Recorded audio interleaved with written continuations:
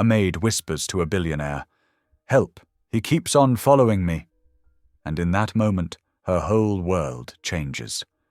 What starts as a quiet cry for help inside a rich man's mansion turns into a battle between fear, faith, and redemption. She's just a single mum trying to survive, but the man stalking her won't stop. When the billionaire steps in to protect her, rumors explode, servants gossip, tabloids twist the truth, and a dangerous secret from her past resurfaces. But behind the whispers and flashing cameras lies something no one expected, a spark of faith that could save them both. As danger closes in and love begins to grow, when a woman whispers for help, can one man's compassion be enough to fight the darkness chasing her? Or will protecting her cost him everything? Tell me in the comments where you're watching from right now, and if this story speaks to you, make sure you hit subscribe so you don't miss the next one. The morning sun cast long shadows through the tall windows of Mateo Rowe's Savannah estate, creating patterns on the pristine marble floors that Aaliyah Carter methodically polished. Her movements were practiced and precise, but her mind wasn't entirely focused on the task at hand. The gentle hum of an old gospel tune escaped her lips, a habit she'd developed to keep her nerves steady. "Just breathe," she whispered to herself, trying to ignore the nagging worry that had been growing over the past 3 days. That black SUV, always the same one, always in the same spot down the street, couldn't be a coincidence, could it? The cleaning solution filled the air with a fresh lemon scent as she worked her way across the expansive foyer. The mansion's grandeur usually brought her a sense of peace, but today even the beautiful antique furnishings and crystal chandeliers couldn't ease her anxiety. Mrs. Henderson, the head housekeeper, passed by with a stack of fresh linens. "Looking wonderful as always, Aaliyah," she commented warmly. "Those floors could tell fortunes. They're so shiny." Aaliyah managed a small smile, grateful for the distraction. "Thank you, Mrs. Henderson." She dipped her mop back into the bucket, the water rippling with her trembling hands. As the hours ticked by, she found herself checking the ornate clock on the wall more frequently. Her shift was almost over, and the thought of walking to her car made her stomach twist into knots. Through the tall windows, she could still see that black SUV waiting like a silent sentinel. When the time came to leave, Aaliyah gathered her things slowly, hoping the vehicle would disappear. She stepped out into the warm Savannah afternoon, the humidity wrapping around her like a heavy blanket. The wrought iron gates that usually made her feel safe now seemed less reassuring. That's when she saw him. Marcus was leaning against the stone pillar near the gate, hands in his pockets, wearing that familiar smirk that had haunted her nightmares. Her feet froze, mid-step, and the world seemed to tilt sideways for a moment. He didn't move toward her, didn't say a word. He didn't have to. His presence alone was enough to send ice through her veins. The message was clear: I can find you anywhere. Aaliyah turned and hurried back inside, her heart hammering against her ribs. She fumbled with her phone, calling her neighbor Mrs. Patterson to check on Elijah, making sure her son was safe at home after school. Only after hearing that he was contentedly doing his homework did she allow herself to breathe. She couldn't go home. Not yet. Not when Marcus might follow her, might discover where she and Elijah lived. The thought of him knowing their address made her physically ill. "Mrs. Henderson." Aaliyah's voice quavered as she found the head housekeeper in the laundry room. "Would it be possible for me to work the evening shift today? I could help with the dining room setup for tomorrow's breakfast." The older woman's eyes softened with concern, but she nodded. "Of course, dear. We can always use an extra pair of hands." The hours crept by as Aaliyah kept herself busy, straightening tablecloths and polishing silverware until her fingers ached. The sun had long since set when she heard footsteps in the foyer, different from the usual staff movements. These were measured, purposeful steps that she'd learned to recognize. Matteo Rowe appeared in the doorway, his tall frame casting a long shadow across the gleaming floor she'd polished that morning. His presence commanded attention without effort, but there was a gentleness in his expression as he addressed the evening staff. "I want to thank you all for staying late," he said, his voice warm but tired. "Your dedication doesn't go unnoticed." As the other staff members nodded and smiled, Aaliyah felt her chest tighten.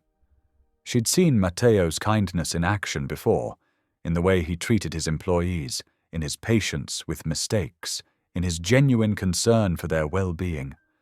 Maybe, just maybe.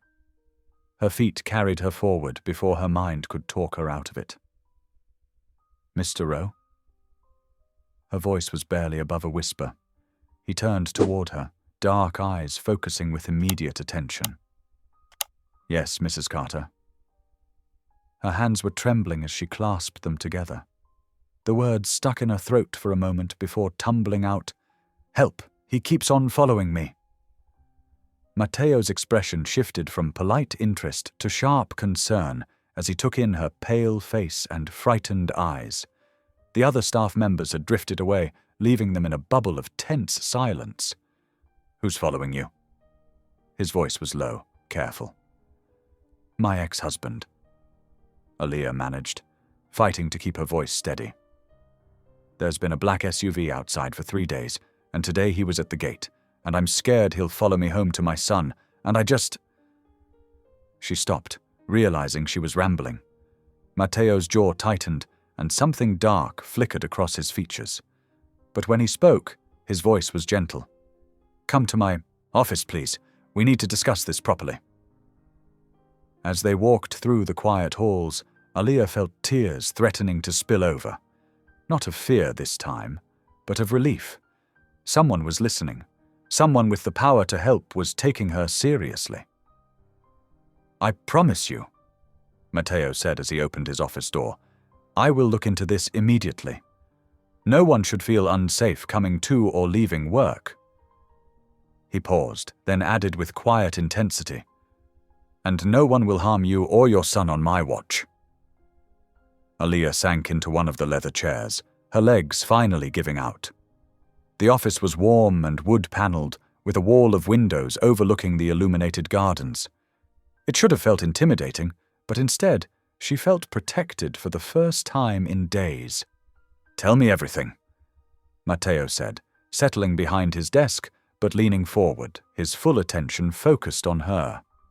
"Start from the beginning." And so, in that quiet office with the garden lights twinkling beyond the windows, Aaliyah began to share her story, her voice growing stronger with each word. Though fear still lingered in her heart, something else was taking root alongside it. Hope. The morning sun cast long shadows through the windows of Matteo's office as he drummed his fingers on the polished mahogany desk. He hadn't slept well, his mind replaying Aaliyah's frightened whisper from the night before. At precisely 7 o'clock, he pressed the intercom button. "Send in James Morton, please." Minutes later, his head of security entered, a former military man whose watchful eyes missed nothing. "You wanted to see me, sir?" "Yes." Matteo leaned forward, his expression grave. "I need you to review all perimeter camera footage from the past 3 days. Pay particular attention to any black SUVs and a man matching this description." He handed over a paper with the details Aaliyah had provided the previous night. James nodded, his weathered face serious. "I'll get right on it, Mr. Rowe. Any particular time frame we should focus on?" "The evening hours, especially around shift changes."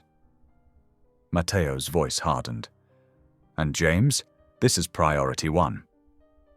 For the next 2 hours, Matteo tried to focus on his work, but his attention kept drifting to the window overlooking the estate grounds. He could see Aaliyah in the distance, working in the garden, her movements careful and measured. Even from here, he could sense her unease in the way she kept glancing over her shoulder. The intercom buzzed. We have something. James returned with the tablet, his expression grim. You'll want to see this yourself. The security footage was grainy but clear enough. A man matching Marcus's description lurked near the estate's south gate, checking his watch repeatedly. The timestamp showed 11:15 at night, just after the evening shift ended. The man's posture was predatory, waiting. There's more, James said quietly, swiping to another clip. The same black SUV, parked in different positions over 3 days. He's been watching the staff entrance, learning patterns. Matteo's jaw clenched. Get me everything you can on Marcus Tate. Criminal record, current address, associates, everything. Already on it, sir. James hesitated. Should we alert the authorities? Not yet. First, I need to speak with Mrs. Carter. Finding Aaliyah took only moments. She was dusting the library shelves, her movements mechanical, distracted. When Matteo entered, she startled, nearly dropping her feather duster. Mrs. Carter? He said gently. Could you spare a moment? She followed him to a quiet corner of the library, her hands clasped tightly together. Matteo pulled out a chair for her before taking his own seat. We've reviewed the security footage, he said softly, watching her face. Your ex-husband was indeed outside the gates last night. The color drained from Aaliyah's face. Her hands began to tremble, and she pressed them flat against her knees to still them. I knew it, she whispered. I knew I wasn't imagining things. Please, Matteo said, tell me everything. When did this start? Aaliyah took a shaky breath. 3 weeks ago. He was supposed to serve 5 years for what he did to me, but they let him out early for good behavior. Her laugh was bitter, empty. Good behavior. As if people like him can change. Matteo waited patiently as she gathered herself. It started with phone calls, then texts. When I blocked his number, he started sending messages through other people, and now... She gestured helplessly. Now he's everywhere I look. I can't let him find out where Elijah and I live. My baby boy. Her voice cracked, and tears spilled down her cheeks. Something in Matteo's chest tightened painfully. He reached for a box of tissues on a nearby table, offering them without comment. I'm sorry, Aaliyah said, wiping her eyes. I don't mean to burden you with all this, and I don't want charity, Mr. Rowe. I just want peace. For my son to feel safe. For me to feel safe. This isn't charity, Mrs. Carter. Matteo's voice was firm but gentle. This is basic human decency.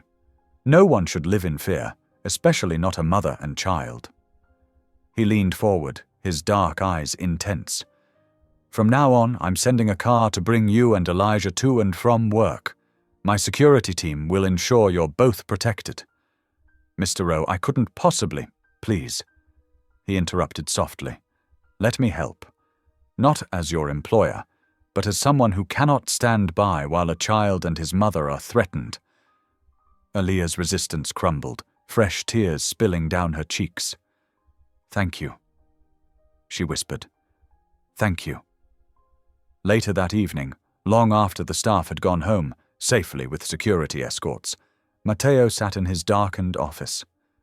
The city lights twinkled beyond his windows, but he barely saw them.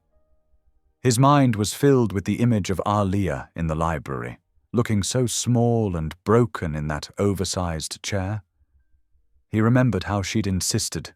She didn't want charity, the dignity in her voice even as it shook with fear.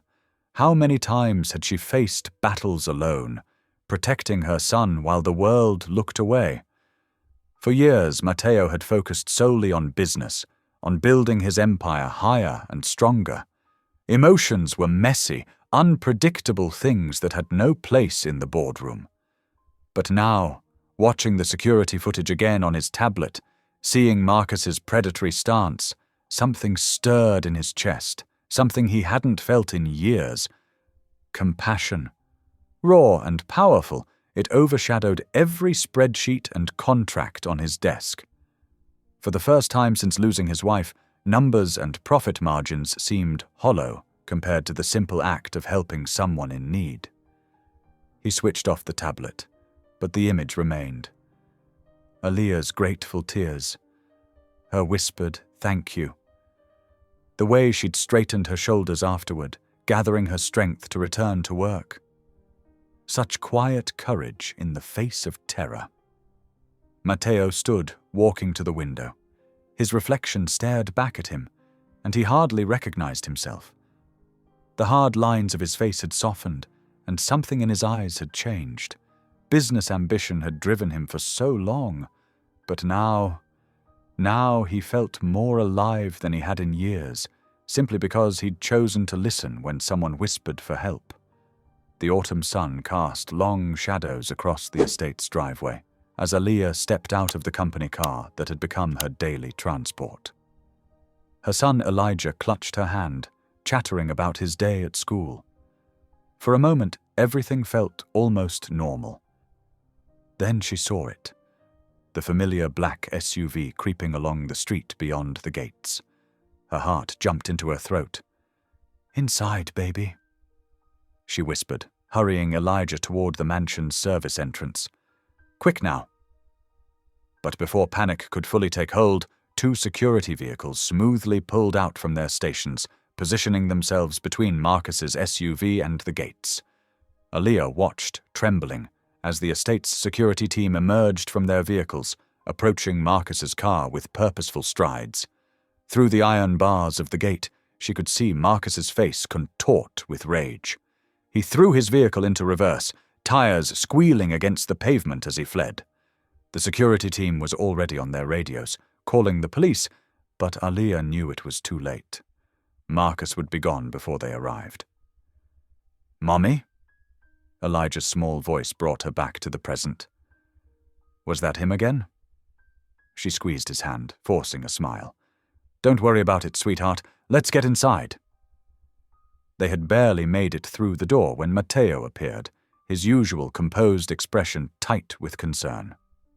"Mrs. Carter, a word, please?" He glanced at Elijah with a gentle smile. "Perhaps Maria in the kitchen could fix you a snack while I speak with your mother." Elijah's face lit up. Maria always saved cookies for him, and Aaliyah nodded her permission. Once he was safely out of earshot, Matteo led her to a nearby sitting room. "This situation is escalating," he said without preamble. "He's growing bolder, and I'm concerned about your safety when you're not here." Aaliyah sank into a chair, the weight of constant fear pressing down on her shoulders. "The restraining order doesn't seem to mean anything to him," she admitted. "But what can I do? We have to live our lives." "I have a proposition." Matteo's voice was careful, measured. "The guest house on the estate. It's fully furnished and currently empty. I'd like to offer it to you and Elijah until this situation is resolved." Aaliyah's head snapped up. "Mr. Rowe, I couldn't possibly—" "Please," he interrupted gently. "Hear me out. The house has its own entrance and complete privacy. You'd be behind the estate's security system, and my staff would ensure you have everything you need.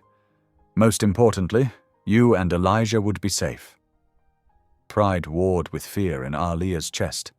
The idea of accepting such charity made her uncomfortable. She'd worked hard to stand on her own 2 feet after leaving Marcus. But then she thought of Elijah's face when he'd recognized his father's car, the way his little hand had trembled in hers.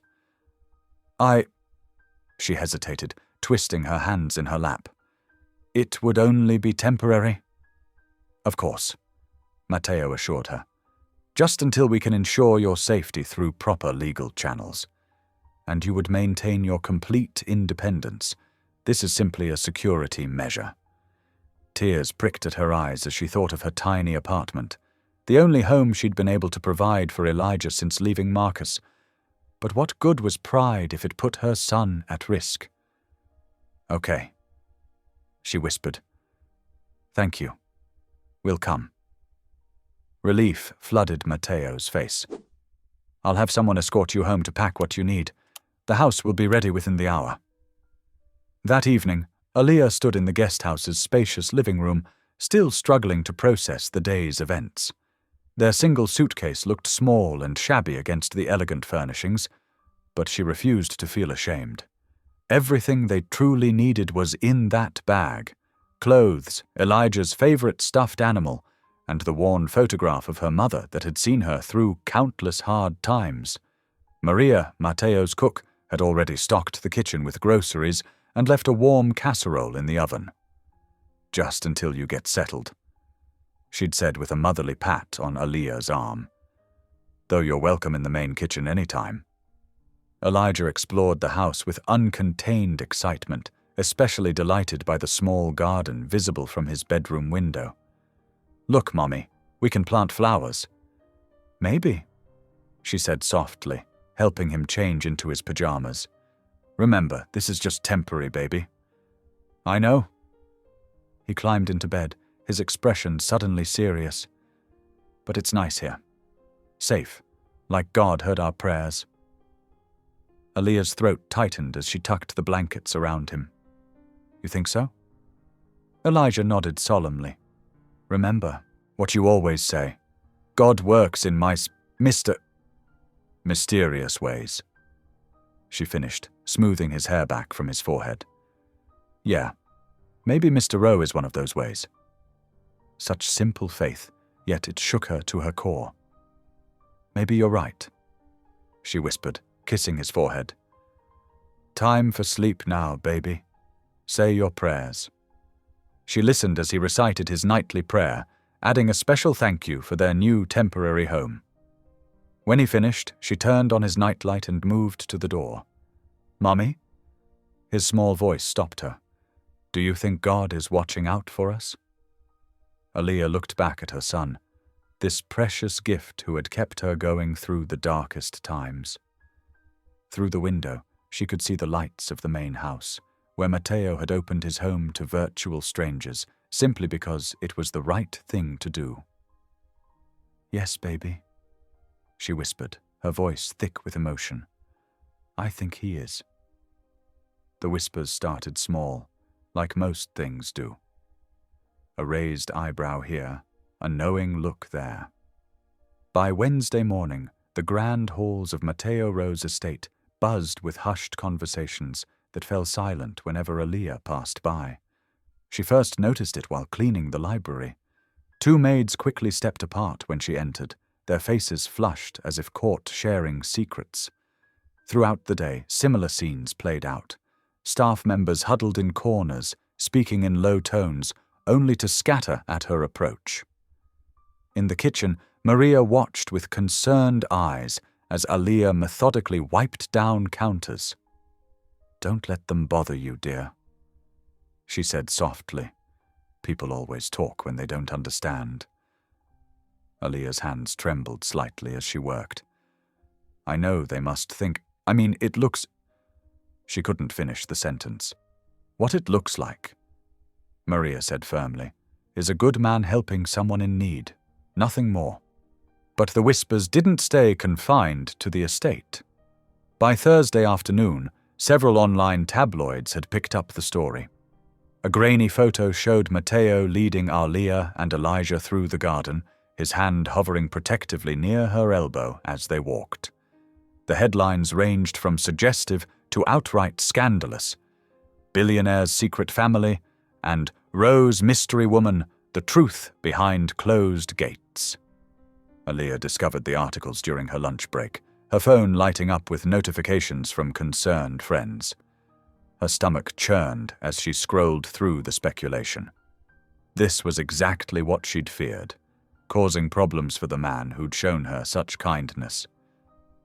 That afternoon, she found Mateo in his study, his tall frame bent over a stack of documents. He looked up when she knocked, his expression softening at the sight of her distressed face. "Mr. Rowe," she began, wringing her hands. "I'm so sorry about all this attention, the tabloids, the gossip. I never meant to cause trouble for you." Mateo set down his pen and stood, moving around his desk. "Aaliyah, Please sit down." He gestured to one of the leather chairs facing his desk. She perched on the edge, unable to meet his eyes. "Maybe we should leave. Find somewhere else." "No." His voice was firm but gentle. "Your safety matters more than idle gossip or tabloid speculation. I won't have you putting yourself at risk because of what others might think." Before Aaliyah could respond, the study door opened and Cole Bennett strode in, his usually neat appearance slightly disheveled. He stopped short at the sight of Aaliyah. "Oh, I didn't realize you had company," Cole said, his tone carefully neutral. "It's fine, I should go," Aaliyah murmured, rising quickly. "Please stay," Matteo said. "Whatever Cole needs to say, he can say in front of you." Cole's jaw tightened slightly, but he pulled out his tablet. "Fine. Have you seen the coverage? It's spreading faster than we can contain it. The timing couldn't be worse. The merger with Thompson Industries is set to close next week." "And?" Matteo's voice held a note of challenge. "And?" Cole's eyebrows shot up. "Matteo, you're about to close a $4 billion deal. The board is already nervous about Thompson's conservative stance. If they think you're involved in some kind of scandal—" Aaliyah stood abruptly. "I really should go." "Sit down, please," Matteo said again, more forcefully this time. He turned to Cole. "If helping someone in need is considered scandalous, then maybe I've been too concerned with appearances all these years." Cole ran a hand through his hair in frustration. "You know that's not what I mean, but perception matters in business. We need to get ahead of this story." "No," Matteo said simply. "We don't need to explain or justify anything. Aaliyah and her son are under my protection until their safety is secured. End of discussion." The silence that followed was heavy with unspoken words. Finally, Cole sighed. "At least let me prepare a statement for the press. A simple no comment will suffice." Matteo's tone made it clear the subject was closed. That evening, Matteo joined Aaliyah and Elijah for dinner in the guest house, something he'd begun doing occasionally to ensure they felt secure. The small table felt worlds away from the corporate tensions of the afternoon. Elijah chatted happily about the butterfly he'd seen in the garden, while Aaliyah served a simple but delicious meal she'd prepared. The normalcy of it all struck Matteo. How long had it been since he'd enjoyed a quiet dinner with others? "Thank you," Aaliyah said softly as she cleared the plates. "For everything today, for standing up for us." Matteo started to wave off her gratitude, but Elijah's small voice piped up. "Mommy says God sends good people when we're scared." He beamed at Matteo. "Like you!" The simple statement hit Matteo with unexpected force. He couldn't remember the last time someone had called him good without referring to his business acumen or wealth. The child's pure faith in his intentions touched something long, dormant in his heart. Later that night, alone in his study, Matteo stood at the window overlooking the garden. The lights of the guest house glowed warmly in the distance, and he found himself thinking about Elijah's words. Good people. When was the last time he'd thought about being good rather than successful? When had he last considered what God might think of his actions? The merger document sat unsigned on his desk. The press speculation flickered on his muted phone. But somehow none of it seemed as important as the simple truth spoken by a child. Sometimes being good meant doing the right thing, regardless of how it looked to others. The night settled around him as he stood there, lost in thought, while somewhere in the guest house, a mother and child slept peacefully under his protection, their presence slowly awakening parts of his soul he'd thought long buried. The morning sun filtered through the guest house windows as Aaliyah hummed softly, helping Elijah with his breakfast. The peaceful moment shattered when a sharp knock echoed through the room. Her heart jumped as she opened the door to find a courier holding out a thick manila envelope. "Legal documents for Aaliyah Carter." he announced, checking his clipboard. With trembling fingers, she signed for the package. As soon as the door closed, she sank into a kitchen chair, her legs weak. The return address made her blood run cold. Marcus's lawyer. "Mummy?" Elijah looked up from his cereal, concern in his young eyes. "Are you okay?" "Yes, baby." She forced a smile. "Finish your breakfast." She waited until Elijah was absorbed in his food before carefully opening the envelope. As she read the contents, her hands began to shake so badly the papers rustled. Marcus was suing for full custody of Elijah. The accusations hit her like physical blows. Living immorally, trading sexual favors for shelter, unstable living situation. Tears blurred her vision as she read further. Marcus claimed she was an unfit mother, using Matteo's wealth and protection to suggest she was trading her dignity for security. The court date was set for next week. "I need to call Mr. Rowe," she whispered, more to herself than Elijah. Her fingers fumbled with her phone, dialing Matteo's private number, a privilege he'd insisted she have for emergencies. He answered on the second ring. "Aaliyah, is everything all right?" "I'm sorry to bother you, but—" Her voice cracked. "Marcus is suing for custody. He's saying terrible things. Stay there, I'm coming down." Within minutes, Matteo arrived at the guest house, his usual polished appearance slightly rumpled as if he'd rushed over mid-meeting. His face darkened as he read through the papers. "This is nonsense," he said finally, his voice tight with controlled anger. "Pure character assassination. I'm calling my legal team right now." Aaliyah wrapped her arms around herself, watching as Matteo paced the small living room, speaking rapidly into his phone. Elijah had moved to the couch, sensing the tension but not understanding its source. "The best family law attorneys will be here within the hour," Matteo announced, ending his call. "We'll fight this, Aaliyah. Every false accusation, every twisted implication." She shook her head, tears spilling over. "I can't ask you to do that. Look at what I've brought into your life. Scandal, legal battles, your reputation being dragged through the mud." "You didn't ask. I'm offering." Matteo's voice softened. "Remember that first night in the hall?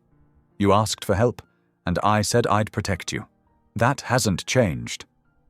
But your business deals, your public image, are worth nothing if I can't use my resources to help someone in genuine need." He stepped closer, his expression earnest. "You and Elijah deserve peace and safety. Let me help you fight for that." Before she could respond, Elijah padded over and took her hand. "Don't cry, Mommy. Mr. Rowe will help us, right?" Matteo knelt to the boy's level. "That's right, buddy. Your mom and you are safe here."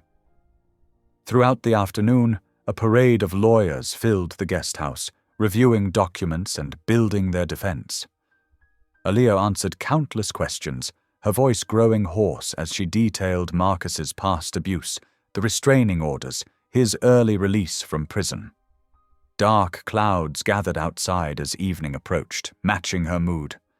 The lawyers finally left, armed with statements and strategies, promising to file counter-motions first thing in the morning.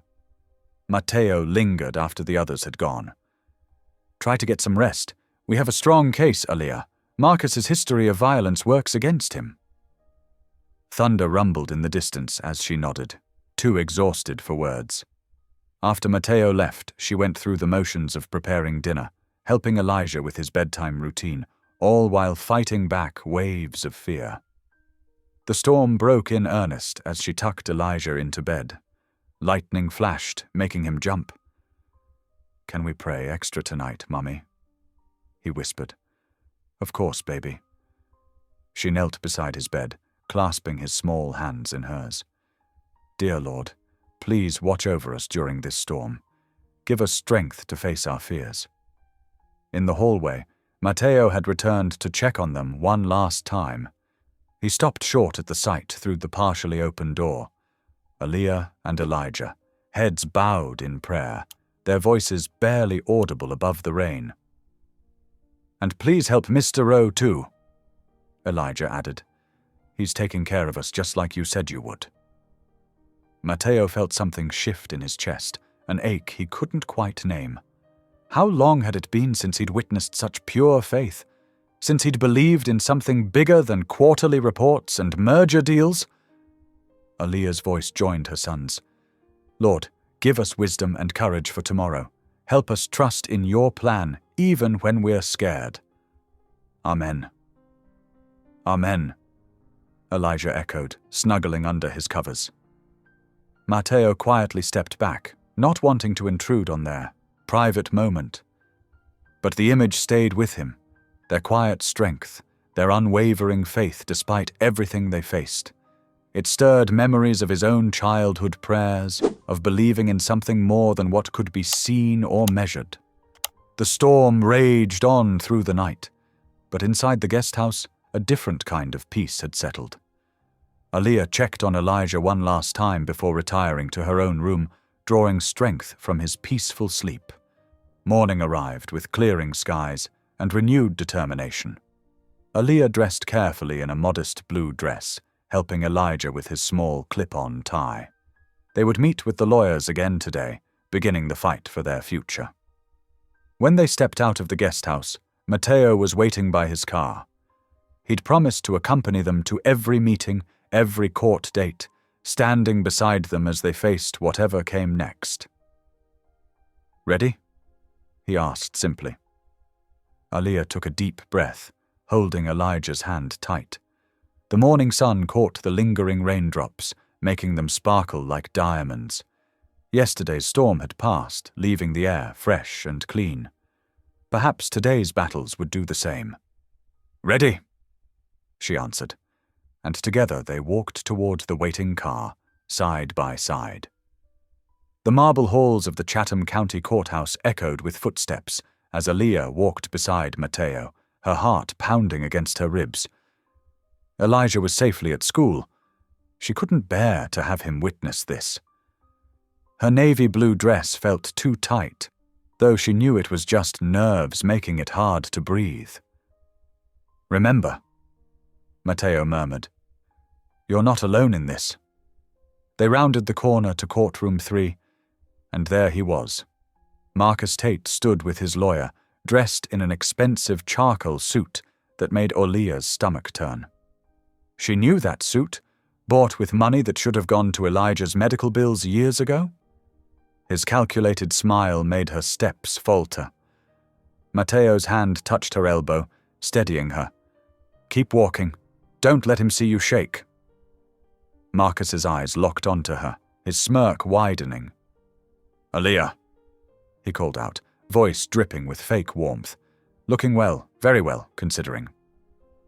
She kept her eyes forward, but her hands trembled as she clutched her purse. Matteo's attorney, Patricia Chen, stepped between them. "Mr. Tate, all communication goes through counsel." They filed into the courtroom, taking their places. The wooden bench felt cold beneath Aaliyah as she sat. She could feel Marcus staring at her from across the aisle, but she focused on her folded hands, remembering Elijah's morning prayer. "God, help Mommy be brave today." Judge Eleanor Martinez entered, and everyone rose. After the formalities, Marcus's lawyer, James Dixon, rose to speak first. His expensive suit and silver hair radiated authority as he gestured toward Matteo. "Your Honor, we have serious concerns about the living situation of the minor child. Ms. Carter, a domestic employee, has taken up residence in Mr. Rowe's estate under questionable circumstances. Mr. Rowe, a man of considerable wealth and influence, has inserted himself into this family's affairs, taking advantage of a vulnerable employee's position." Aaliyah's chest tightened. Dixon continued, "Mr. Tate, having completed all court-mandated programs, simply wants to ensure his son's well-being. He questions the propriety and safety of his child living in such an arrangement." Marcus nodded solemnly, playing the part of the concerned father perfectly. Aaliyah felt sick. Patricia Chen rose next, her movements precise and confident. Your Honor, let's be clear about what's really happening here. Mr. Tate was released early from prison just 3 months ago, where he served time for domestic violence against my client. She held up a thick folder. I have here 3 separate restraining orders filed against Mr. Tate, documentation of 7 emergency room visits by Ms. Carter during their marriage, and police reports detailing threats made against both mother and child. The judge studied the documents as Patricia continued. Mr. Rowe offered safe housing to a threatened employee and her child. Ms. Carter maintains her employment, pays rent, and has complete autonomy in the guest house. This custody filing is nothing but another attempt by Mr. Tate to control and intimidate his former victim. Marcus's face darkened, that familiar anger flashing in his eyes. Aaliyah shrank back slightly, and Mateo shifted closer, his presence solid and reassuring. Judge Martinez reviewed the files carefully, her expression grave. Mr. Dixon, your client's history of violence is deeply concerning. Ms. Carter, do you feel your son is currently safe? Aaliyah stood, willing her voice to remain steady. Yes, Your Honor. For the first time in years, we both feel truly safe. Mr. Tate has been following my client, Patricia added. We have security footage of him lurking outside Mr. Rowe's property on multiple occasions. The judge's eyes narrowed. Mr. Tate, this behavior, combined with your history, suggests your intentions are less than paternal. I'm issuing a temporary protection order. You are to maintain a distance of 500 feet from Ms. Carter, her son, and their current residence. We'll revisit this matter in 30 days, during which time I expect you to demonstrate meaningful change if you hope to pursue any custody rights. Marcus's facade cracked. He half rose, face flushing. This is ridiculous. That rich bastard's got her living in his house, and I'm the threat? Mr. Tate. Judge Martinez's gavel cracked sharply. One more outburst and you'll be held in contempt. We're adjourned. Aaliyah barely registered leaving the courtroom, Mateo and Patricia flanking her protectively. But the real chaos waited outside. Camera flashes exploded as they emerged, reporters shoving microphones forward. Mr. Rowe, are you romantically involved with your employee? Miss Carter, how long have you been living with the billionaire? Is it true you're using your son to secure Mr. Rowe's fortune? The questions felt like physical blows. Aaliyah stumbled, overwhelmed by the noise and lights. Without hesitation, Mateo slipped off his suit jacket and held it up, shielding her from the cameras. His other hand found her waist, guiding her steadily through the crowd. No comments, Patricia called firmly, helping clear a path to Mateo's waiting car. Once inside the vehicle's quiet sanctuary, Aaliyah's composure finally broke. Tears slipped down her cheeks as the driver pulled away from the courthouse. I'm so sorry, she whispered, wiping her eyes. You didn't have to do all this. Your reputation, your privacy. It's all being dragged through the mud because of me. Mateo's face softened as he looked at her. I did, he said quietly. Because I believe you deserve peace. Everyone deserves to feel safe in their own life. His words hung in the air between them, simple but profound. Aaliyah looked down at her hands, still trembling slightly, and noticed Mateo's jacket draped across her lap, the one he'd used to shield her. Such a small gesture, but it spoke volumes about the man beside her. They rode in companionable silence for a while, the courthouse receding behind them. Aaliyah watched the Spanish moss swaying in the oak trees along Victory Drive, thinking about how far she'd come from those dark days with Marcus. For the first time, she felt truly protected, not just by court orders and security systems, but by someone who asked nothing in return except the chance to help. The early morning sun painted golden streaks across the guest house kitchen as Aaliyah flipped another pancake, its sweet aroma filling the air. Elijah sat at the small wooden table, legs swinging, carefully arranging blueberries into smiley faces on his breakfast. A gentle knock at the door made them both look up. Matteo stood in the doorway, looking slightly uncertain in casual weekend clothes, a sight so different from his usual crisp suits. "I hope I'm not interrupting," he said, holding up a paper bag. "I brought some fresh maple syrup from that local farm you mentioned." Aaliyah's face brightened. "You remembered. Please, join us."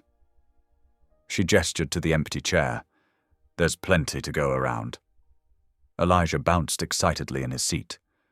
"Mr. Matteo, look what I made." He pointed proudly to his blueberry art. Matteo settled into the chair, a soft smile touching his lips. "That's quite the masterpiece, buddy." The morning light streamed through the window, catching the steam rising from their coffee mugs. Aaliyah served up fresh pancakes, their edges perfectly golden brown. The domestic scene felt surprisingly natural. 3 people sharing a quiet breakfast, the weight of recent events temporarily lifted. "These are amazing," Matteo said after his first bite. "I can't remember the last time I had homemade pancakes." "Mommy makes the best pancakes," Elijah declared with authority. "She says it's 'cause she adds extra love." Aaliyah laughed softly, reaching over to wipe a spot of syrup from her son's chin. "Well, that and a splash of vanilla." They ate in comfortable silence for a moment before Elijah looked up at Matteo with those earnest eyes that seemed to see right through adult pretenses. "Mr. Matteo, will you come to church with us tomorrow?" The question hung in the air. Aaliyah quickly started to say, "Honey, Mr. Matteo probably has other plans. God will like you." Elijah continued, his child's faith making the statement simple and absolute.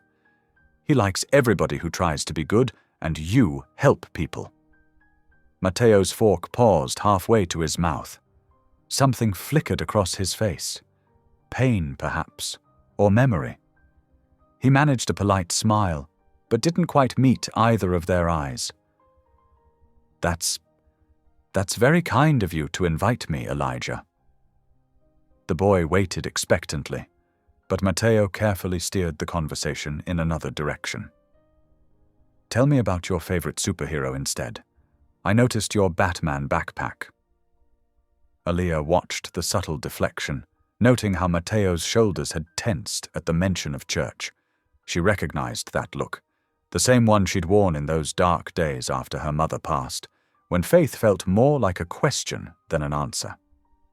Later that afternoon, Aaliyah worked in the small garden plot Matteo had allowed her to start behind the guest house. The rich earth felt good between her fingers as she planted late summer vegetables. The familiar tune of "Amazing Grace" hummed softly from her lips as she worked, a habit learned from her mother who always said, "Garden with praise, and everything grows sweeter." She was so absorbed in her task that she didn't hear Matteo approach until his shadow fell across the freshly turned soil. "You have quite a green thumb," he observed, looking at the neat rows of sprouting plants. "The garden's really coming along." Aaliyah sat back on her heels, wiping her brow with the back of her hand. "My mama taught me. She could make anything grow, even in the smallest patch of dirt." She patted the earth gently. "Sometimes I feel closest to her out here."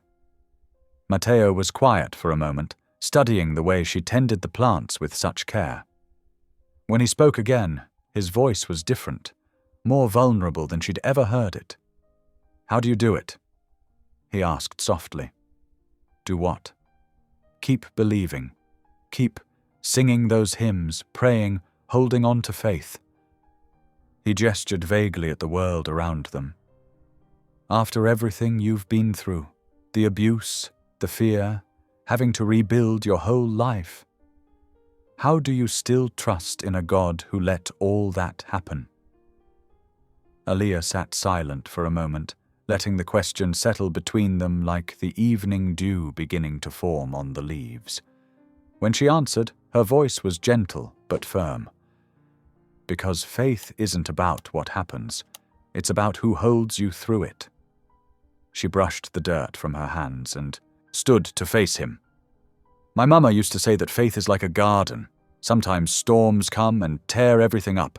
Sometimes the ground feels hard and nothing wants to grow, but underneath there's always life waiting. And the same hands that planted the seeds are still there, helping us rebuild.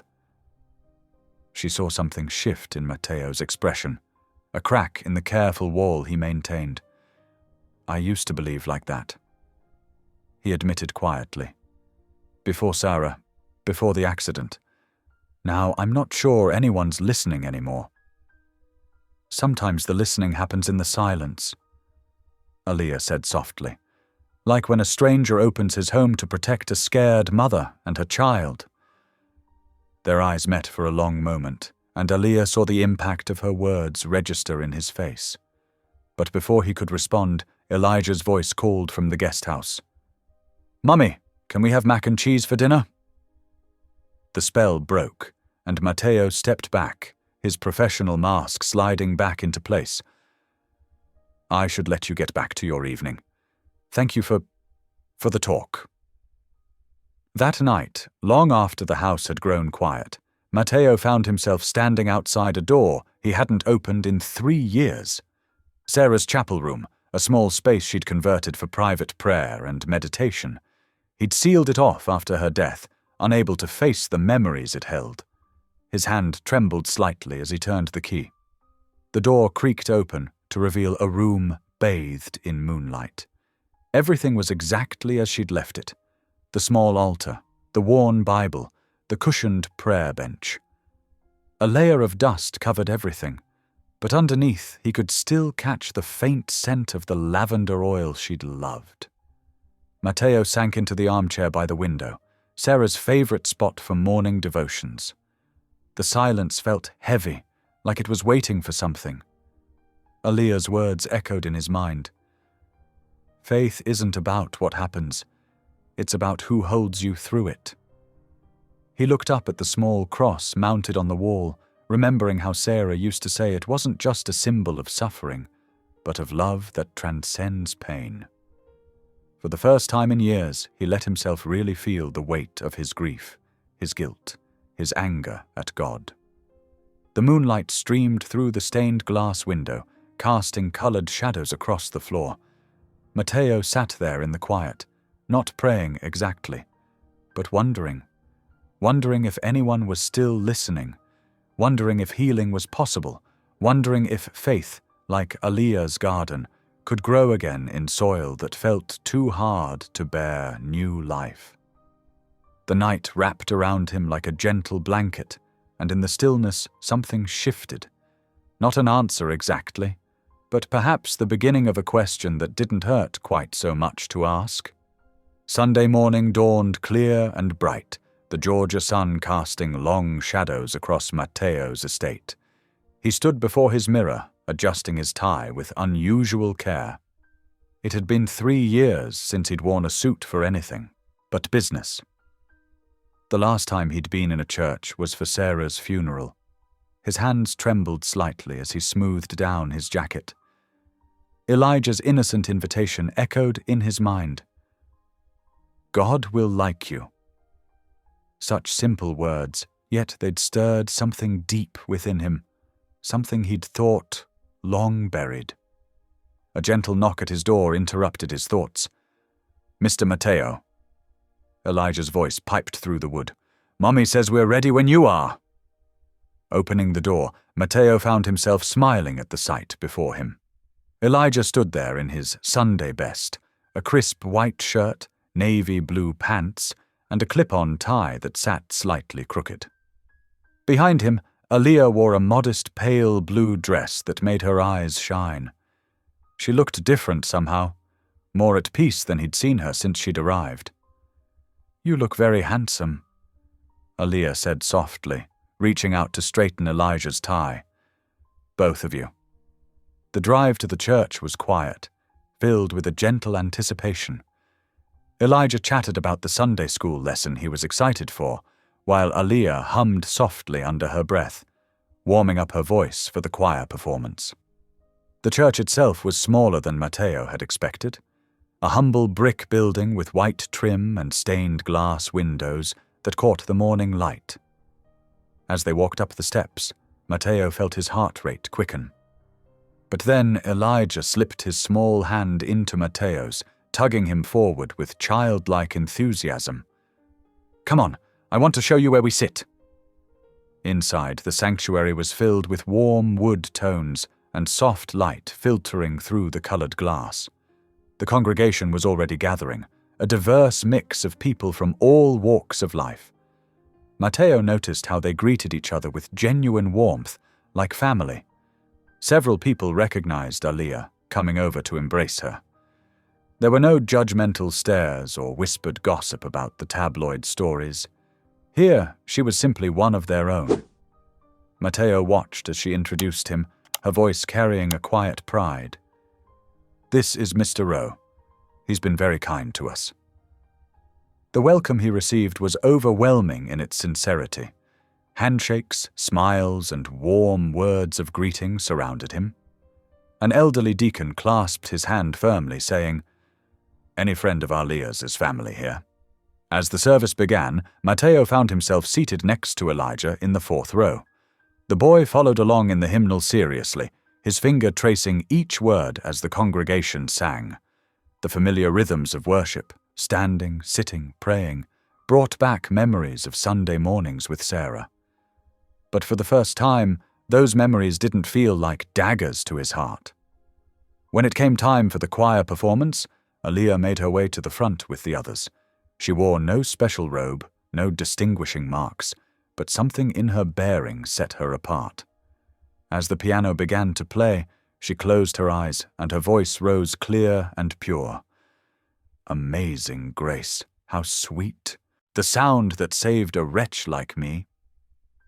The hymn was familiar, but Matteo had never heard it quite like this. Aliyah's voice carried not just the melody, but years of pain and triumph, fear and faith, darkness and light. Each note seemed to reach into the depths of his soul, awakening something he thought had died with Sarah.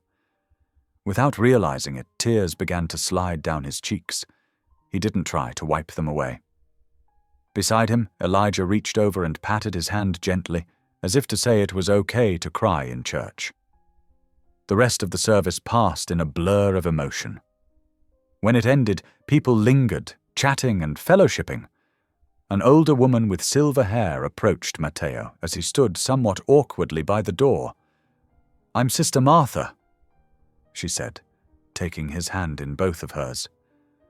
"I just wanted to thank you for supporting one of God's strongest daughters." Her eyes were kind but knowing. "Aliyah has been through so much, but her light never dims. She's a testament to what faith can do." Matteo nodded, unable to find words to express how much truth he saw in that statement. The afternoon passed peacefully, and as evening approached, Matteo invited Aliyah and Elijah to join him for dinner in the main house.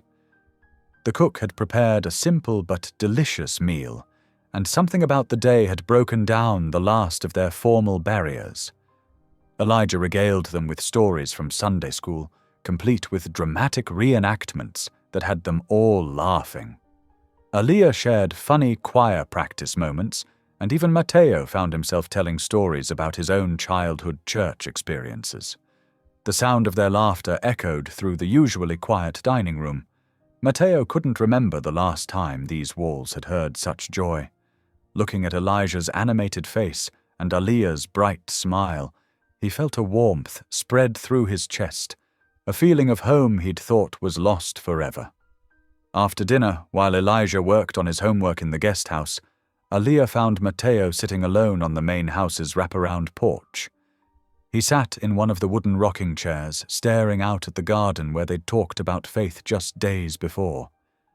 She approached quietly, not wanting to disturb his thoughts, but he turned at the sound of her footsteps. "I wanted to thank you," she said softly, "for coming to church with us today, and for everything. You've brought so much light back into our lives, Matteo." He looked up at her, his eyes soft in the gathering dusk. "I think it's the other way around," he answered gently. The words hung in the air between them, heavy with meaning. In that moment, as the evening crickets began their chorus and the first stars appeared in the darkening sky, both understood that something profound had shifted. Through their shared journey of healing and protection, they had unknowingly helped each other find their way back to faith, hope, and the possibility of joy. The invitation had come unexpectedly one morning, as Aaliyah worked in the garden. Matteo approached, his usual confident stride betraying a hint of nervousness. "There's a charity gala this weekend," he said, watching her tend to the roses. "It's supporting women's shelters across Georgia. I'd be honored if you'd attend as my guest." Aaliyah's hands stilled on the flower stems. "Me? But I've never been to anything like that." "That's exactly why you should come," Matteo said softly. "Your story matters. And besides," he added with a gentle smile, "I could use someone genuine in a room full of pretense." The next few days passed in a whirlwind. Matteo's assistant, Claire, took Aaliyah shopping, helping her navigate the unfamiliar world of evening wear. They finally settled on a floor-length gown in deep midnight blue, simple but elegant, with delicate beading that caught the light like stars. "It's perfect," Claire had declared. "Classic, like you." The evening of the gala arrived clear and cool. Aaliyah stood in front of the mirror in the guest house, hardly recognizing herself. The dress fit perfectly, making her feel both vulnerable and powerful. Her hair was swept up in an elegant twist, and she wore only the pearl earrings her mother had left her. A knock at the door made her jump. Mrs. Peterson, their elderly neighbor who had agreed to watch Elijah, answered it. Matteo stood there in a perfectly tailored tuxedo, and for a moment they both simply stared. "You look beautiful," he said quietly. Elijah bounced excitedly around them. "Mommy looks like a princess, and Mr. Matteo, you look like a king." Aaliyah hugged her son tightly. "Be good for Mrs. Peterson, okay? I'll be back before you know it." "I will. Have fun at the fancy party." Elijah waved enthusiastically as they left. The drive to the Savannah Convention Center was quiet, filled with nervous energy. Aaliyah watched the city lights blur past, trying to calm her racing heart. As they pulled up to the grand entrance, she saw camera flashes and remembered the last time they'd faced reporters together at the courthouse. "Don't worry," Matteo said, reading her thoughts. "Tonight isn't about gossip, it's about hope." He helped her from the car, and they walked the red carpet together. Aaliyah kept her head high, remembering her mother's words. "Your dignity isn't in what you wear, but in how you carry yourself." Inside, the ballroom took her breath away. Crystal chandeliers cast warm light over hundreds of elegantly dressed guests. Tables draped in white linen surrounded a wooden dance floor, and arrangements of white roses filled the air with their sweet scent. Throughout dinner, Matteo quietly explained who everyone was, making her feel included rather than overwhelmed. Several people came to their table to chat, and Aaliyah found herself sharing carefully chosen parts of her story with sympathetic listeners. When it came time for speeches, Matteo squeezed her hand before heading to the podium. He spoke passionately about the importance of supporting domestic violence survivors, about breaking cycles of abuse, about believing in second chances. Then his voice softened. "Someone once asked me what courage looks like," he said, his eyes finding Aaliyah in the crowd. "Now I know. Courage looks like her, someone who stands in truth no matter who's watching, someone who refuses to let fear win, who chooses hope even when it seems impossible." The crowd erupted in applause, and Aaliyah felt tears sliding down her cheeks. The woman next to her pressed a tissue into her hand with an understanding smile. After the speeches, as couples moved to the dance floor, Matteo and Aaliyah stepped out onto a quiet balcony. The night air was cool, and the stars seemed especially bright. "Thank you," she said softly. "For everything, not just tonight, but for believing in me when I barely believed in myself." Matteo turned to face her, his expression vulnerable in a way she'd never seen before. "You've changed me, Aaliyah," he admitted. "I just didn't know I needed saving too. All this time I thought I was helping you, but you've given me back something I thought I'd lost forever." Their eyes met, and time seemed to slow. Matteo took a half step closer, as if there was something more he needed to say. The air between them felt charged with unspoken words. But before he could speak, his phone rang sharply in his pocket. Frowning, he checked the screen. As he read the message, all color drained from his face. "What is it?" Aaliyah asked, her heart suddenly pounding. "It's about Elijah," Matteo said, his voice tight with concern. "He didn't show up to his after-school program." Aaliyah felt the world tilt beneath her feet. The beautiful evening shattered like glass around them as fear gripped her heart with icy fingers. The world seemed to move in slow motion. Aaliyah's knees gave out, and she collapsed against the balcony railing. Matteo caught her before she could fall, his strong arms keeping her upright as chaos erupted around them. "Call 911!" Matteo's voice boomed across the ballroom. His security team was already mobilizing, phones pressed to their ears. The elegant gala dissolved into urgent whispers and concerned faces as Matteo guided Aaliyah through the crowd. In the car, Aaliyah's hands shook as she tried to dial Mrs. Peterson. "She says he never made it home from school," she choked out. "How could this happen? He always takes the bus. Always." Matteo's driver sped through the streets while he worked his phone. "Chief Roberts, this is Matteo Rowe. I need your help. It's an emergency." His voice carried authority even through fear. "Yes, immediate Amber Alert. Send units to every exit from the city." At the school, police cars filled the parking lot, their red and blue lights painting the rain-slick pavement. Officers interviewed the staff while others reviewed security footage. Aaliyah stood trembling in her blue gown, now soaked from the drizzle that had started to fall. The school's security chief called them over to a monitor. "We found something," he said grimly. The grainy footage showed Elijah walking towards the bus line. Then a dark figure approached.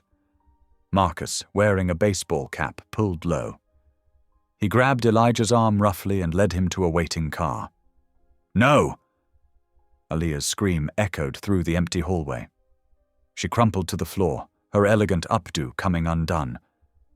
"Not my baby, please, not my baby." Matteo was already making more calls. "I want every available investigator on this," he ordered into his phone. "Contact all media outlets. I'll triple whatever overtime costs. Just find that boy." Hours crawled by like years.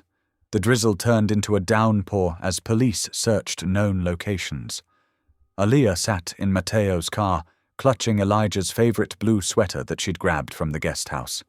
Her makeup was streaked with tears, but she didn't care.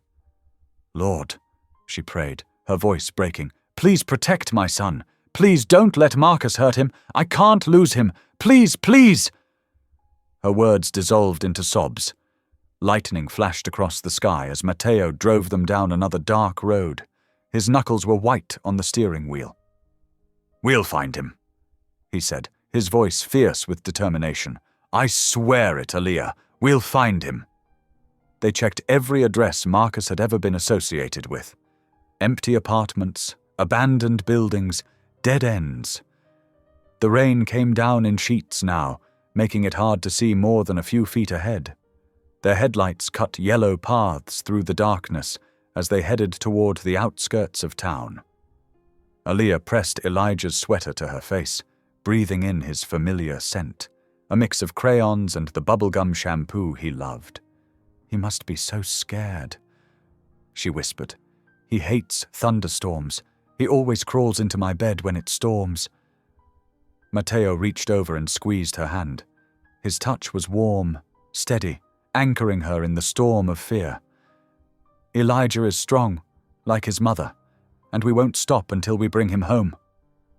The windshield wipers worked frantically as they drove past dark fields and abandoned barns. Every shadow could be hiding their boy. Every set of distant lights could be Marcus's car. The not knowing was torture. Thunder rolled overhead as Mateo's phone rang. He answered it on speaker. "Mr. Rowe." A detective's voice crackled through. "We're coordinating with state police. All major highways are being monitored. We've also got news crews running his photo every 30 minutes. "What about his old cellmates?" Mateo asked. "Any of them have properties out here?" "Checking those now, sir. We're leaving no stone unturned." Aaliyah closed her eyes, remembering Elijah's smile just hours ago as he waved goodbye. "Be good for Mrs. Peterson," she'd said. If only she'd kept him home. If only she'd never gone to that gala. If only— "Stop that," Mateo said gently, reading her thoughts again. "This isn't your fault. The only person to blame is Marcus." They turned down another country road, the car's tires splashing through deep puddles. Trees loomed on either side, their branches thrashing in the wind. Aaliyah's prayer was continuous now, a desperate whisper beneath the storm's rage. "Lord, please, I can't lose him. Please protect my baby. Please bring him back to me." Mateo drove with unwavering focus, his eyes scanning every driveway, every side road. The elegant man from the gala was gone, replaced by someone harder, more determined, someone who wouldn't stop until they found Elijah. The headlights illuminated a sign marking the county line. They were getting further from the city with each passing minute, but neither of them suggested turning back. Somewhere out in this storm, their boy was waiting. And they would find him, no matter what it took. Rain drummed on the roof of the car as they pressed on into the darkness, two hearts beating with the same desperate hope, two voices raised in different kinds of prayer, one to God above, and one to whatever force might guide them to a little boy who needed them. The rain had softened to a gentle patter when Mateo suddenly slowed the car. His eyes narrowed, focusing on something in the distance. Through the misty darkness, a faint golden light flickered between the trees. "Wait," he muttered, leaning forward. "That's St. Michael's, the old church." His voice grew stronger with recognition. "I helped fund its restoration last year, but they never finished the work." Aaliyah sat up straighter, clutching Elijah's sweater tighter. "Could he— Worth checking." Mateo turned the car onto a narrow gravel road, tires crunching through puddles. The headlights illuminated a weathered wooden sign. St. Michael's Episcopal Church, founded 1892. The building emerged from the darkness, a small stone structure with a crooked steeple reaching towards the stormy sky.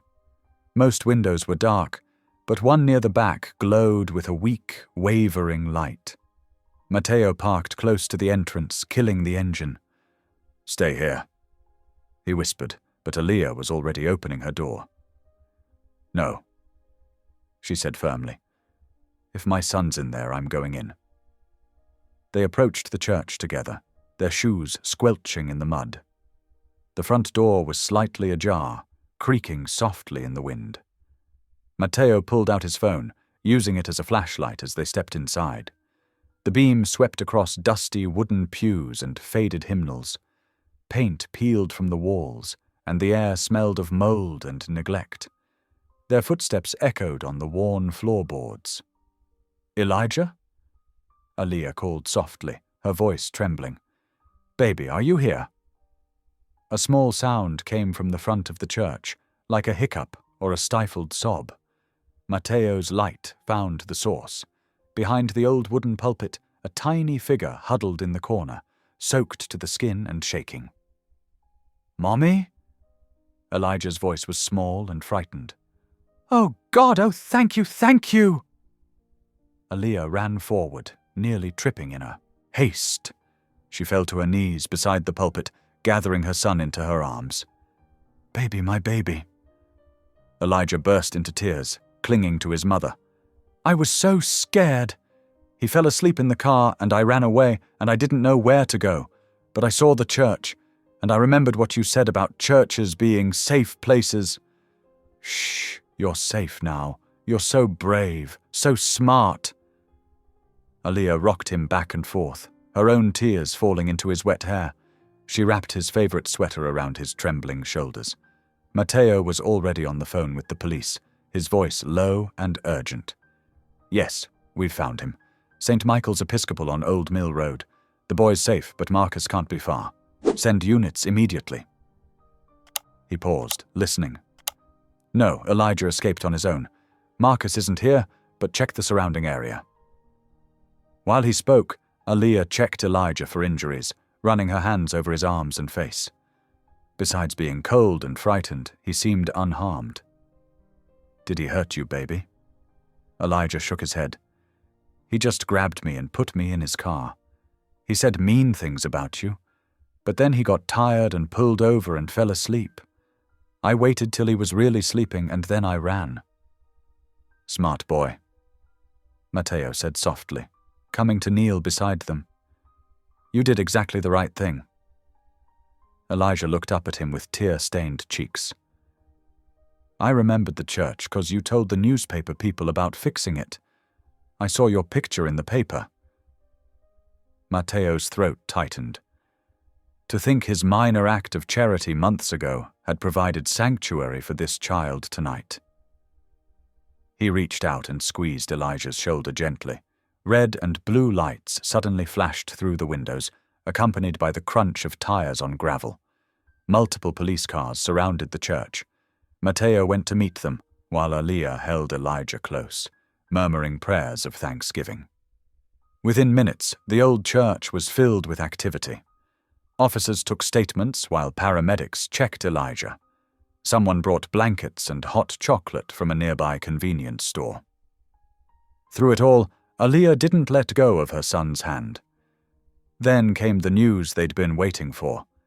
Marcus had been found passed out in his car less than a mile away. He was in custody, and this time, he wouldn't be getting out anytime soon. As the sky began to lighten, Matteo suggested they step outside. The storm had passed, leaving the world washed clean. In the east, the first rays of dawn painted the clouds in shades of pink and gold.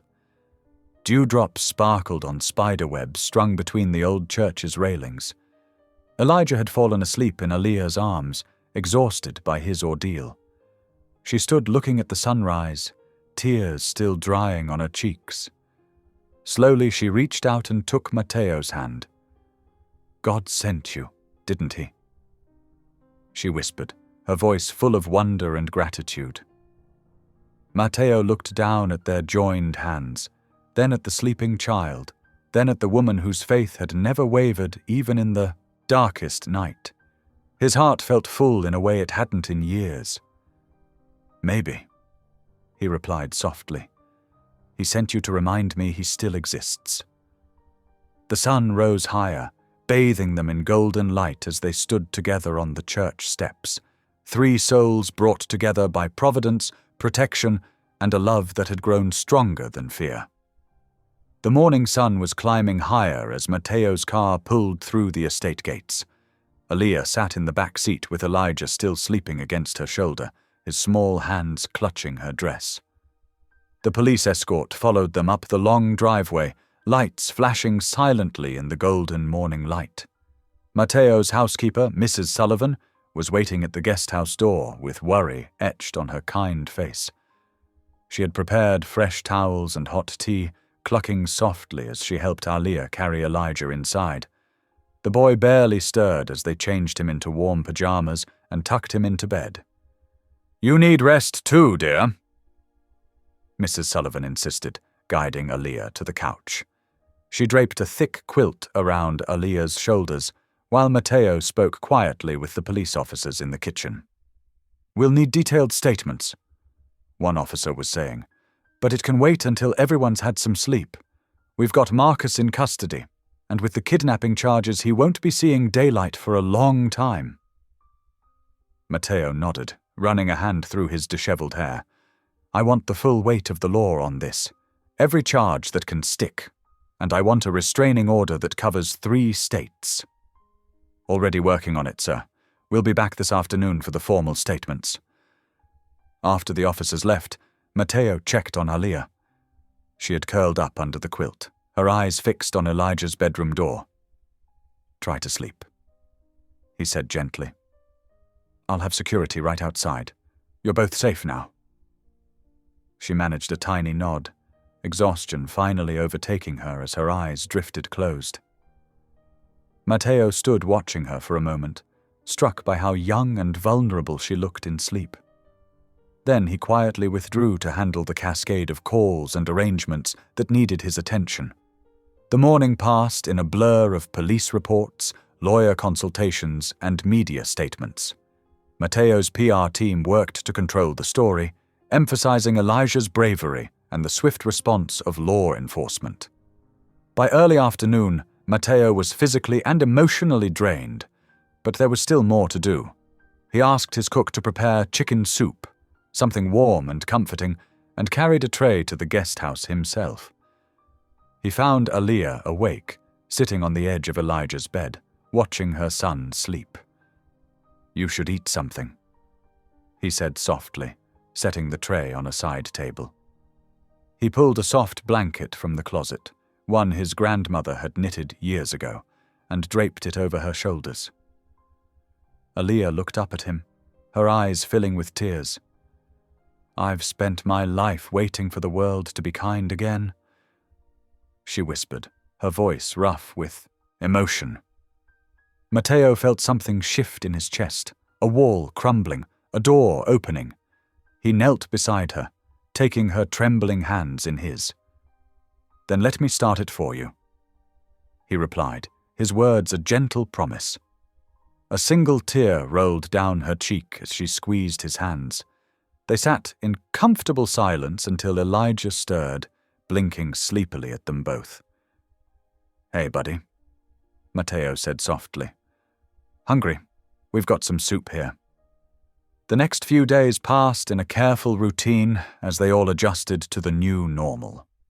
Matteo arranged for additional security personnel and had the latest surveillance equipment installed around the estate. He hired a child psychologist to help Elijah process the trauma, and the boy showed remarkable resilience, drawing strength from his mother's steady presence. When it was time for Elijah to return to school, Matteo personally oversaw the security arrangements. 2 plainclothes officers would be stationed at the school, and a trusted driver would handle all pickups and drop-offs. The school administration was fully briefed and cooperative, implementing new safety protocols. The local news covered the story with surprising sensitivity. The headlines spoke of "A mother's love conquers fear" and "Local boy's brave escape leads to justice." One particularly touching piece highlighted the community's response, with parents organizing additional safety workshops and support groups. Aaliyah handled the attention with quiet grace, politely declining most interview requests, but expressing gratitude for the community's support. She focused on helping Elijah maintain his routine, making sure he still had time for homework, play, and prayer. Matteo found himself spending more evenings at the guest house, sharing meals and helping Elijah with his math homework. The boy's laughter slowly returned, filling the rooms with a joy that had been missing from Matteo's life for too long. One evening, as they sat on the porch watching the sunset, Elijah playing with his toys nearby, Matteo realized something had changed in the very atmosphere of his estate. The heavy silence that had haunted these grounds since his wife's death had been replaced by something warmer, something alive with possibility. He watched Aaliyah reading a story to Elijah, her voice rising and falling with the character's adventures, and felt a profound sense of peace settle over him. This was what his home had been missing. Not just the sound of voices or the presence of others, but the warmth of genuine care, of faith lived out in daily moments of grace. The media interest gradually faded, but the changes in their lives remained. Elijah's teachers reported that he was doing well, making new friends, and showing no lasting signs of trauma. Aaliyah continued her work in the house, but now with the dignity of someone who knew her true worth. As for Matteo, he found himself looking forward to each new day with an anticipation he hadn't felt in years. The quiet peace that had settled over his house wasn't just the absence of trouble. It was the presence of something beautiful growing in its place, something that felt remarkably like hope.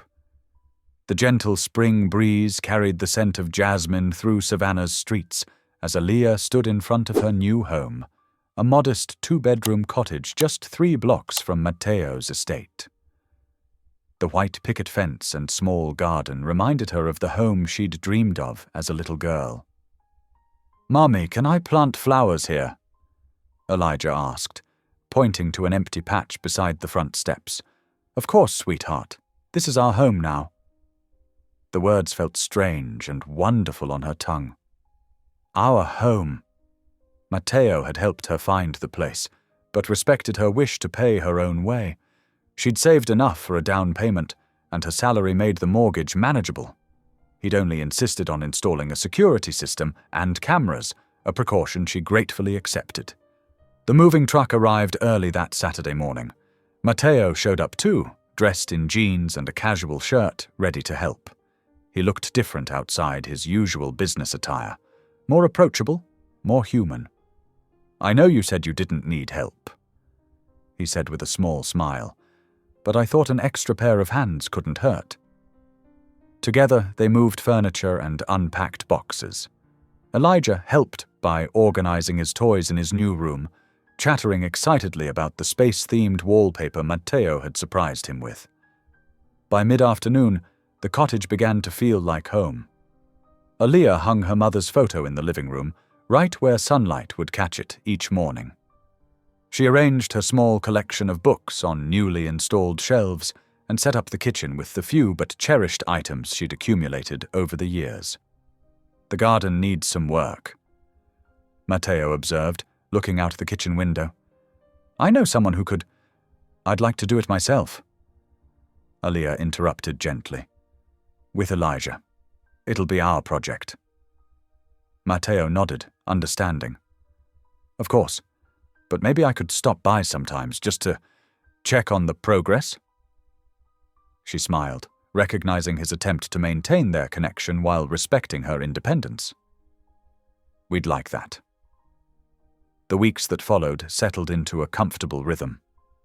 Aaliyah continued working at the estate, but now as the head of household staff, a promotion Matteo insisted was purely based on merit.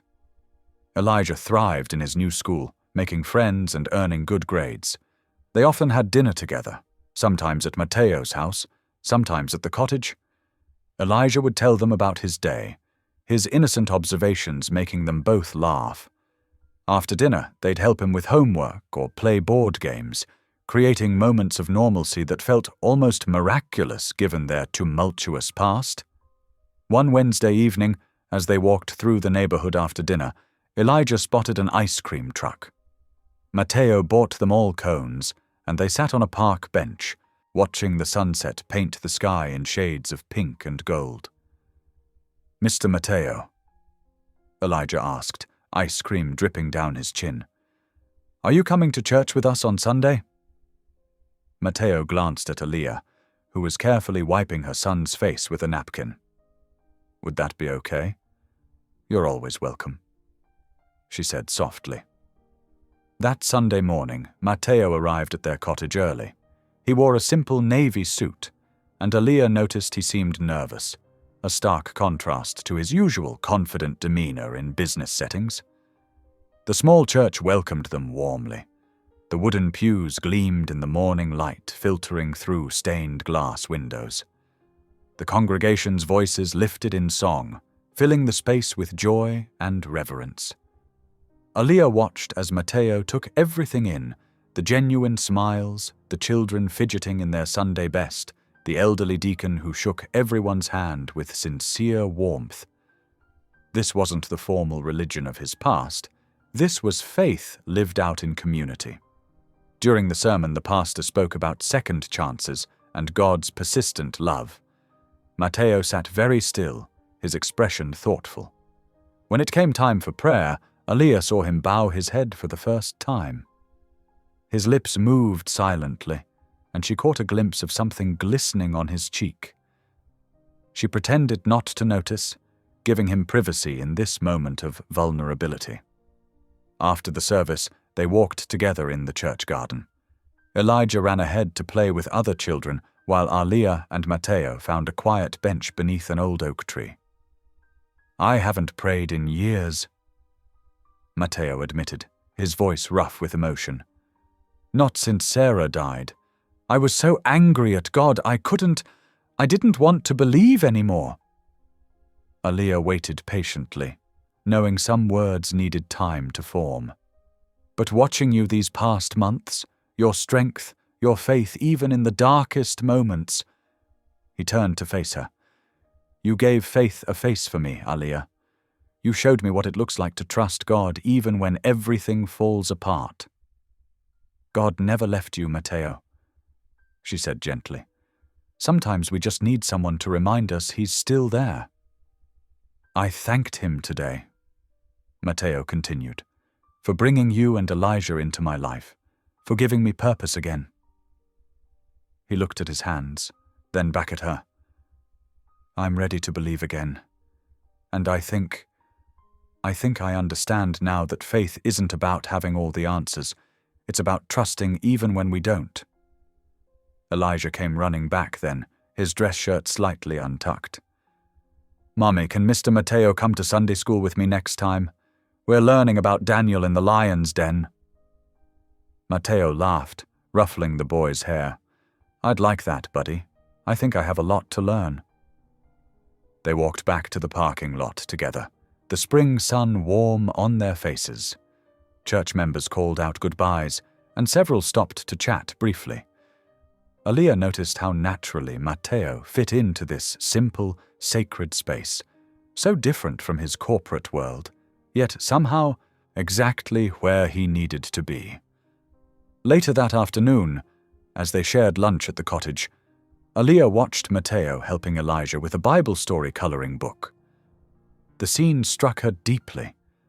This powerful man who once seemed so unreachable, now sitting cross-legged on her living room floor, carefully explaining to her son why Moses took off his shoes at the burning bush. She silently thanked God for His mysterious ways, for bringing healing to all of them through each other. Their story wasn't perfect or finished, but it was beautiful in its brokenness and redemption. The afternoon light streamed through the windows, catching the dust motes in golden beams that seemed to dance around them like blessing. In this moment, faith wasn't just a concept or a duty. It was alive and present, as real as the love growing between these three healing hearts. The late September morning dawned bright and clear, perfect for Elijah's 9th birthday celebration. Aaliyah stood in the estate's kitchen, carefully arranging blue and white frosted cupcakes on a tiered stand. Her hands trembled slightly as she positioned each one, wanting everything to be perfect for her son's special day. "Need any help?" Matteo's warm voice came from behind her. He'd been especially attentive these past few days, almost nervous in a way she'd never seen before. "I think I've got it." She smiled, turning to face him. He looked handsome in his casual weekend attire, dark jeans and a soft blue button-down shirt that matched the party decorations. "You've outdone yourself," he said, gesturing to the transformed garden room. Blue and white balloons danced in gentle clusters near the ceiling, and streamers created a festive canopy above. A table laden with presents waited in the corner, while game stations were set up around the room. "It's his first real party," Aaliyah explained softly. "Before, we could never— Well, Marcus didn't allow—" She trailed off, but Matteo understood. "Then we'll make this one count double," he promised, squeezing her shoulder gently. Throughout the morning, guests began arriving. Elijah's classmates with their parents, some church friends, and the estate staff who had become like family. The room filled with children's laughter and the buzz of conversation. Elijah darted around in his new birthday outfit, showing off his space-themed t-shirt to anyone who would look. His eyes sparkled with joy as each new friend arrived, and Aaliyah felt her heart swell watching him so happy and carefree. "Mommy, look what Jamie brought," Elijah called out, waving a large gift wrapped in superhero paper. "That's wonderful, sweetheart. Remember to say thank you," she reminded him, smiling as he immediately turned to his friend with sincere gratitude. The afternoon progressed with traditional party games, pin the tail on the donkey, musical chairs, and a space-themed scavenger hunt that Matteo had helped design. The children's excitement was contagious, their shrieks of delight filling the usually quiet estate. Mrs. Rodriguez, the cook, outdid herself with the food. Mini pizzas, fruit kebabs, and finger sandwiches shaped like rockets. The adults gathered in small groups, chatting and watching the children play, while Matteo moved between them all, making sure everyone felt welcome. As the afternoon light began to soften, Matteo caught Aaliyah's eye and nodded slightly. It was time for cake. The lights dimmed, and Mrs. Rodriguez appeared with a spectacular creation, a 3-tiered chocolate cake decorated with stars and planets, 9 candles twinkling on top. Everyone gathered around, singing "Happy Birthday," as Elijah's face glowed in the candlelight. He closed his eyes tight, made his wish, and blew out all the candles in one excited breath. The room erupted in applause.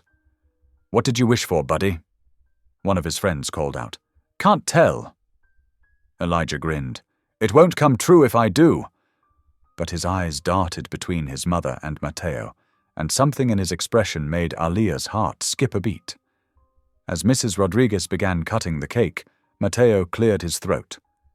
"Before we serve the cake, I have something I'd like to say." He reached for Aaliyah's hand, drawing her to the center of the room. The party guests quieted, forming a loose circle around them. Aaliyah felt her pulse quicken as Matteo turned to face her, still holding her hand. "Aaliyah," he began, his voice thick with emotion. "Months ago, you came to me asking for help. You were scared and needed protection. But what you didn't know was that I was the one who needed saving." She felt tears beginning to form as he continued. "You helped me remember what love feels like, what faith looks like in action, what true strength really means." The room was completely silent now, every eye fixed on them. Even the children seemed to sense the importance of the moment. "You and Elijah brought light back into my life when I thought I'd never see it again." Matteo's voice wavered slightly. Then, still holding her hand, he lowered himself to one knee. Aaliyah gasped softly as he reached into his pocket with his free hand and produced a small velvet box. Inside was a simple but elegant gold ring, a single diamond catching the light. "Aaliyah Carter," he said, looking up at her with eyes full of love and certainty. "Will you marry me?" For a moment she couldn't speak through her tears. Then she felt a small hand slip into hers, Elijah standing beside her with the biggest smile she'd ever seen. "Say yes, Mommy," he whispered, though in the quiet room everyone heard and chuckled softly. "Yes," she managed through her tears, nodding. "Yes, I will." The room erupted in cheers and applause as Matteo slipped the ring onto her finger. He stood, and drew her close, wiping away her tears with gentle fingers. "You'll never be afraid again," he whispered, his forehead resting against hers. "Not while I live." Elijah threw his arms around both of them, and soon they were surrounded by well-wishes and congratulations. Mrs. Rodriguez was crying openly, dabbing at her eyes with her apron, while several of the staff members who had witnessed their entire journey exchanged knowing smiles. "I knew it," one of Elijah's friends announced proudly. "I told you Mr. Mateo was going to be Elijah's new dad." The adults laughed, and Mateo ruffled the boy's hair. "Smart kid," he said, winking. The party took on an even more celebratory atmosphere after that. The cake was served, presents were opened, and joy seemed to radiate from every corner of the room. Aaliyah kept glancing at her ring, still hardly believing this wasn't a dream. "Did you know about this?" she asked Elijah later, as he sat surrounded by his new presents. He grinned mischievously. "That's what I wished for when I blew out my candles, but I guess Mr. Dad, already had it planned." Aaliyah hugged him close, overwhelmed by the perfect rightness of this moment. Across the room, Mateo was thanking guests as they began to leave, but his eyes kept finding hers, full of promise and love. The afternoon light painted the room golden, and Aaliyah silently thanked God for bringing them to this moment. From fear to faith, from loneliness to love, their journey had led them here, to a new beginning, a new family, and a promise of forever. 6 months after their wedding, the late afternoon sun cast long shadows across the pristine lawn of the Second Chance Project's newly opened community center. Rows of white chairs faced a small stage where Aaliyah stood at the podium, her hands steady now where they once trembled. The crowd before her included donors, community leaders, and most importantly, the women and children the foundation had already helped. Mateo sat in the front row with Elijah, both wearing matching navy suits. Pride shone in his eyes as he watched his wife address the gathering. The transformation in her over the past year and a half had been remarkable, from a frightened single mother to a confident advocate for others facing similar struggles. "Welcome, everyone," Aaliyah began, her voice clear and strong. "Today marks not just the official opening of our community center, but a celebration of second chances. I stand before you as living proof that darkness doesn't last forever." She paused, her fingers brushing the simple gold cross at her neck, a wedding gift from Mateo. 18 months ago, I was a mother living in fear. I worked as a maid in a beautiful estate, trying to build a life for my son while looking over my shoulder every day. When things got really bad, I whispered for help one evening. Just a whisper. Several women in the audience nodded, understanding exactly what that kind of whisper meant. The desperate kind that comes when you've run out of options. What I didn't know then, Aaliyah continued, was that I was whispering to my future. God works in ways we can't imagine, turning our deepest fears into stepping stones toward joy. In the front row, Elijah beamed up at his mother. At 9.5 years old now, he sat tall and proud, completely different from the scared little boy who had hidden in that abandoned church months ago. Mateo squeezed his shoulder gently. The Second Chance Project isn't just about providing shelter, Aaliyah explained, gesturing to the beautiful building behind her. It's about restoring dignity. Every woman who comes through these doors will find not just safety, but opportunity. We offer education programs, job training, counseling, and most importantly, hope. She went on to detail the services they provided: fully furnished apartments for up to 20 families, an on-site daycare center, classrooms for GED preparation and college courses, and a career development center. But it was more than just a list of amenities. It was a promise of transformation. When my husband and I dreamed up this project, she said, smiling at Matteo, we knew it had to be different. Every detail, from the security systems to the garden spaces, was designed with healing in mind. Because we understand that recovery isn't just about leaving something behind, it's about building something new.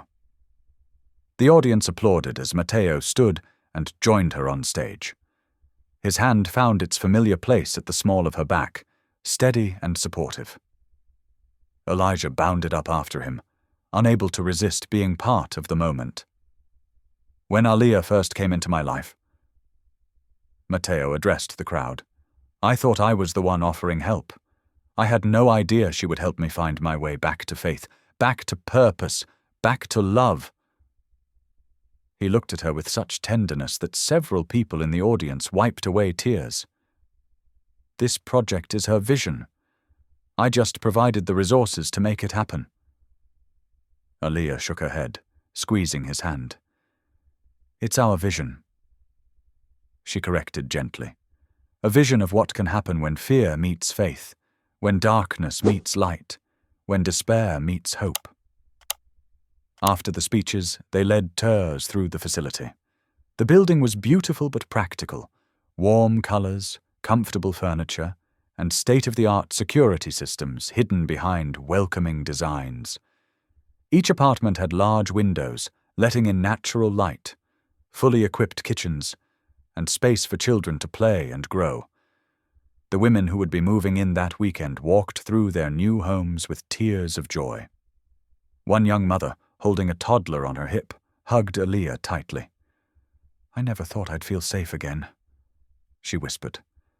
I know exactly how you feel, Aaliyah replied softly. But you're not alone anymore. As the event wound down and the sun began to set, the family of 3 walked together down the garden path that led from the community center to their home, a modest but beautiful house on the same property. Matteo had insisted on living on site, wanting to be fully invested in the project's success. The garden path was lined with roses, yellow ones, Aaliyah's favorite, and solar-powered lights that began to twinkle as dusk settled in. Elijah ran ahead, chasing a butterfly, while his parents walked hand in hand behind him. Sometimes I still can't believe this is real, Aaliyah admitted, looking up at her husband. From that night in the hallway when I whispered for help, to this.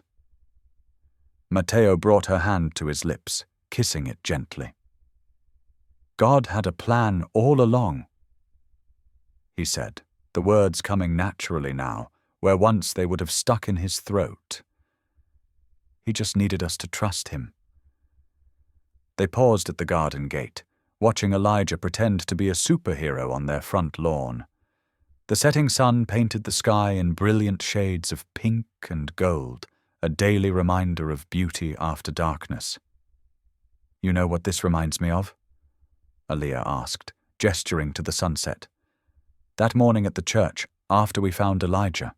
Remember that sunrise? How could I forget? Matteo pulled her close. That was the morning I knew for certain that God hadn't forgotten me after all. Their home sat peaceful and welcoming before them, lights glowing warmly in the windows. Through the kitchen window, they could see Mrs. Rodriguez, who had insisted on staying with them even after the wedding, preparing dinner. The scene was one of perfect contentment, of peace hard-won and faith reborn. Mommy, Dad! Elijah called out. Come look at this flower. It's still blooming even though it's almost dark. They walked together to where he stood, marveling at a single rose that had opened late in the day. It was a perfect metaphor for their journey. Love blooming even in the shadow of fear, beauty emerging from darkness, and miracles that began with nothing more than a whisper. The family stood together in their garden as the last rays of sunlight painted everything in gold, a living testament to the power of faith, the strength of love, and the endless possibility of new beginnings. Thank you for being here. If something in this story stayed with you, I'd love to see you again. Subscribe, and tomorrow I'll bring you another story crafted with heart.